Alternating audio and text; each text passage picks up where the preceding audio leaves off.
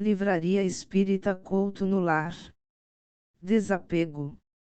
Não adianta fecharmos as cortinas da janela da alma a fim de levarmos uma vida de sonhos, repleta de pensamentos e vazia de experiências, atenuando ou impedindo os estímulos externos.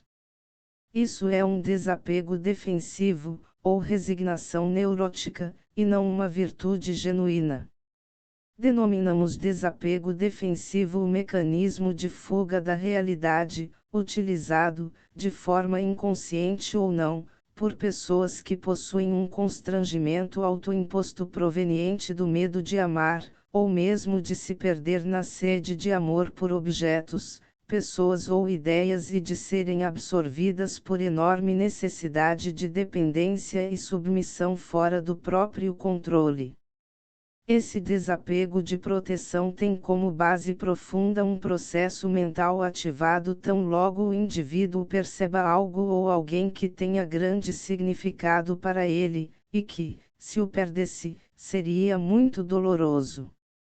Ele adota uma atitude de contenção dos sentimentos e se aissala com indiferença e desprezo diante do seu mundo sensível. Declara-se desinteressado e frio, mantendo por postura íntima o seguinte pensamento: eu não me importo, quer dizer, não abro as portas do meu sentimento. Aliás, a palavra importar vem do latim importare, trazer para dentro ou trazer para si. Assim, ele não se sentirá frustrado ou ameaçado pelos conflitos, porquanto supõe ter atingido um real desapego, quando, na verdade, apenas utiliza uma desistência da expressão, do anseio, da vontade, da satisfação e da realização pessoal, ou seja, restringe e mutila a vida ativa. Por outro lado, o desapego saudável é uma vivência que leva ao crescimento íntimo e a uma expansão da consciência, enquanto a experiência defensiva conduz a um bloqueio das sensações, fazendo com que as pessoas vivam numa aparente fuga social, exibindo atos e comportamentos fictícios, envolvidas que estão por uma atmosfera de falsa renúncia e altruísmo. É considerada pelos espíritos superiores como duplo egoísmo a atitude de certos homens que vivem na reclusão absoluta para fugir ao contato do mundo. Não podemos nos esconder atrás de valores sagrados para camuflar conflitos de caráter afetivo, sexual, profissional, cultural, religioso. Isso é escapismo. Enfim, uma deserção da participação social é, na verdade, um fenômeno retardatário do amadurecimento psicológico. Esse tipo de desapego, que parece ter como motivo um imenso desprendimento por bens materiais ou pessoas, comprova, acima de tudo, ser apenas um desejo de fuga ou um receio proveniente do egoísmo. Uma atitude autoimposta por dúvidas e desconfiança, insegurança e temor, além de nos autoagredir, nos afasta do caminho natural e nos desvia do dinamismo evolutivo da vida providencial. Não adianta fecharmos as cortinas da janela da alma a fim de levarmos uma vida de sonhos, repleta de pensamentos e vazia de experiências, atenuando ou impedindo os estímulos externos. Isso é um desapego defensivo, ou resignação neurótica, e não uma virtude genuína. As criaturas do mundo estão cheias de fictícios desapegos que, na realidade, reduzem a visão da verdadeira espiritualidade, dificultando as muitas maneiras de despertar as potencialidades da alma. Disse que um indivíduo apegado é indeciso e inerte, porque perdeu a conexão consigo mesmo, não sabe mais o que quer para si, não mais navega os mares nem desbrava os continentes de seu reino interior, desviou-se de sua rota existencial. Disse Jesus: em verdade, vos digo, se o grão de trigo que cai na terra não morrer, permanecerá só, mas se morrer, produzirá muito fruto. Quem ama a sua vida a perde e quem odeia a sua vida neste mundo guardá-la para a vida eterna.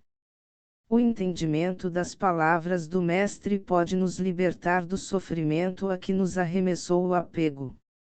O amar a vida ou odiar a vida a que o Cristo se refere é, exatamente, o despertar ou a conscientização de que as coisas vêm e vão na nossa existência, e que é preciso adotar a prática do desapego em relação a elas.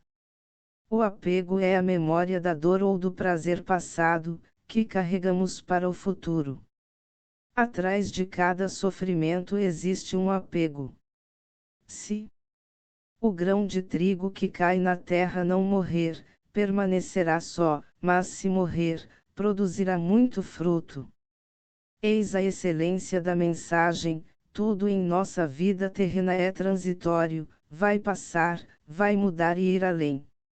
Os grãos de trigo vão tomar uma nova feição, se transformarão num imenso trigal e, mais adiante, se converterão na prodigalidade do alimento generoso.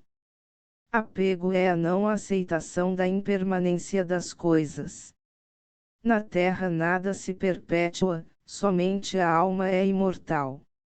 Que pensar dos homens que vivem na reclusão absoluta para fugir ao contato do mundo? Duplo egoísmo. Mas se esse retiro tem por objetivo uma expiação, impondo-se uma privação penosa, não é ele meritório.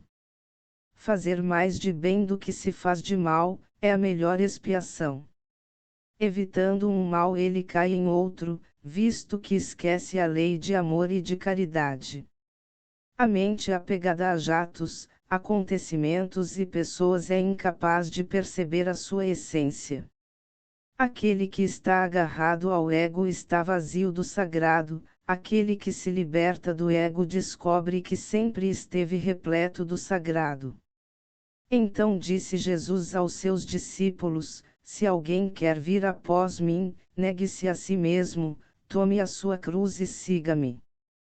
Pois aquele que quiser salvar a sua vida, vai perdê-la, mas o que perder a sua vida por causa de mim, vai encontrá-la.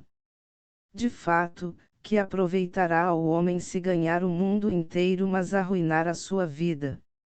Quando alguém passa silenciosamente por um desfiladeiro, percebe o sussurrar de sons distintos que repercutem através dos ventos nas pedras e árvores são manifestações dos ecos da natureza daquele lugar.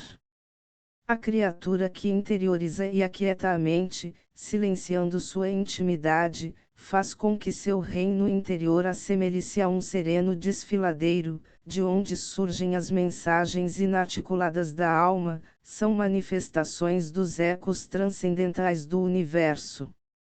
Nesse estado interior, onde impera a quietude e a tranquilidade, o indivíduo tem um encontro consigo mesmo, com sua mais pura essência, o espírito.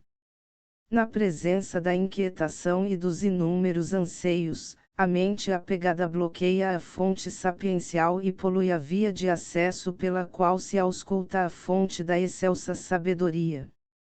As pessoas do mundo estão distraídas entre os eventos do passado e os do presente, plenas de desejos pessoais que turvam e contagiam sua visão cósmica. Isso as impede de expandir e expressar, de forma espontânea e natural, sua religiosidade nata.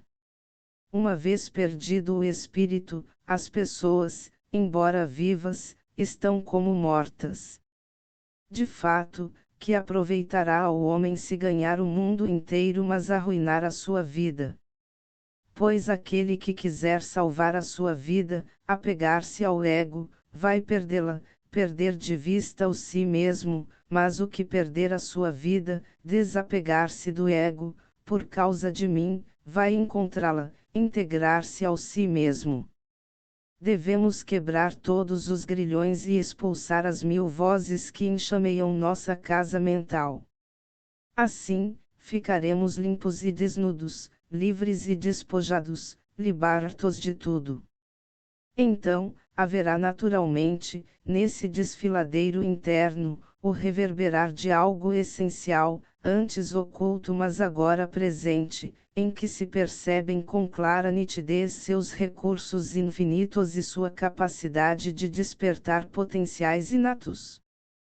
Recolhemos da antiga sabedoria oriental este trecho que bem ilustra a nossa ideia sobre desapego e serenidade interior. Quando o vento chega e oscila o bambu não guarda o som depois que o vento passou. Quando os gansos atravessam o lago não conserva seus reflexos depois que eles se foram. Da mesma maneira, a mente das pessoas iluminadas está presente quando ocorrem os acontecimentos e se esvazia quando os acontecimentos terminam. A doutrina da reencarnação aumenta os deveres da fraternidade, visto que, entre os vizinhos ou entre os servidores, pode-se encontrar um espírito que esteve ligado a vós pelos laços consanguíneos. Quando temos algo querido ou pensamos ter a posse de alguém que muito amamos, sofremos ao nos separarmos dele. O ciúme é o resultado do apego, medo de perder. É preciso perceber a diferença entre o amor real e a relação simbiótica, ou mesmo o apego familiar. A realização espiritual não está em nos apegarmos egoisticamente aos entes queridos, e sim nos interagirmos fraternalmente uns com os outros. Se alguém quer vir após mim, negue-se a si mesmo, tome a sua cruz e siga-me. Negar-se a si mesmo é ultrapassar a transitoriedade do mundo visível e penetrar na essência oculta das criações e criaturas. É desapegar-se verdadeiramente e viver na integridade da vida, não querer perpetuar o ego. Tomar a sua cruz é reconhecer que este momento vai se desvanecer e não se perpetuará. É perceber os difíceis dilemas mentais pelos quais passamos, o que nos permitirá transitar íntegros na via de mão dupla por onde se move, de um lado, a busca imediatista do ego e, do outro, a inspiração da infinita sabedoria divina. O desapego nos leva a desenvolver um amplo senso de liberdade e de confiança em nós mesmos. Nosso calabouço reside em nossos mais íntimos atos e atitudes. Prendemo-nos nos grilhões de nossa própria criação mental, e fazemos o mesmo com aqueles que amamos. A mente apegada a fatos, acontecimentos e pessoas é incapaz de perceber a sua essência. Aquele que está agarrado ao ego está vazio do sagrado, aquele que se liberta do ego descobre que sempre esteve repleto do sagrado. A mente serena, tranquila e desapegada é a porta estreita. O indivíduo desapegado participa com a família e com toda a comunidade de um relacionamento saudável e espontâneo. Não vive atado aos vínculos doentios da ansiedade de separação, pois crê plenamente que a lei das vidas sucessivas não destrói os laços da afetividade, antes os estende a um número cada vez maior de pessoas e também por toda a humanidade.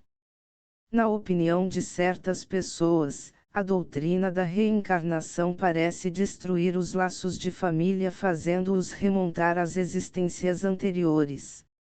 Ela os estende, mas não os destrói.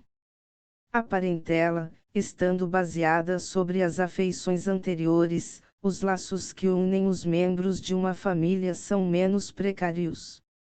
Ela aumenta os deveres da fraternidade, visto que, entre os vizinhos ou entre os servidores, pode-se encontrar um espírito que esteve ligado a vós pelos laços consanguíneos.